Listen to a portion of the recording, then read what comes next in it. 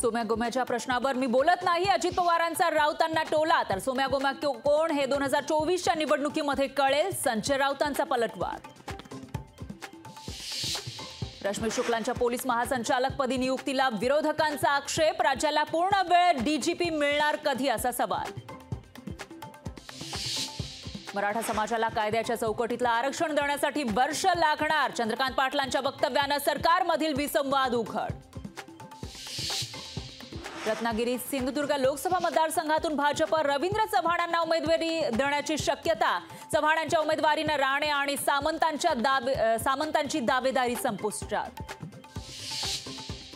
चव्हाणांच्या उमेदवारीवर बंडाचं status ठेवणारा किरण सामंतांचा घुमजाव. रवींद्र चव्हाण यांना उमेदवारी दिल्यास चव्हाणांचा प्रचार करण्याची उदय सामंत यांची भूमिका. मवियाचा लोकसभेच्या जागा वाटपाचा फॉर्म्युला ठरला, फक्त शिक्कामोर्तब होणं बाकी. खासदार सुप्रिया सुळेंची प्रतिक्रिया. राम मंदिराचं लोकार्पण सोहळ्याच्या निमित्तानं सरकारीसह खासगी ऑफिसला सुद्धा सुट्टी जाहीर करा. भाजपची मुख्यमंत्री शिंदेंकडे मागणी. सांगलीतील मिरजे ठाकरे आणि शिंदे गटात राडा. शिवसेनेच्या कार्यालयावर दोन्ही गटाचा दावा. दोन्ही गट आमने सामने येत धक्काबुक्की. रामलल्लाच्या मूर्ती स्थापनेचं विठुरायाला निमंत्रण. अयोध्या राम जन्मभूमी ट्रस्टचे कोषाध्यक्ष किशोरजी व्यास यांनी विठ्ठल रुक्मिणीच्या चरणी अक्षता कलश ठेवून दिलं निमंत्रण. बुलढाण्यात शेतकऱ्यांचा ट्रॅक्टर मोर्चा पोलिसांनी अडवला. राष्ट्रीय महामार्गावर शेतकऱ्यांचा ठिय्या. पोलीस आणि शेतकऱ्यांमध्ये बाचाबाची.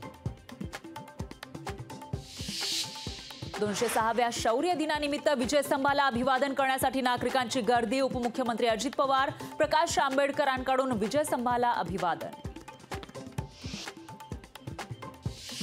जपानमध्ये 90 मिनिटात भूकंपाचे 21 धक्के. संपूर्ण पश्चिम किनारपट्टीवर सुनामीचा इशारा.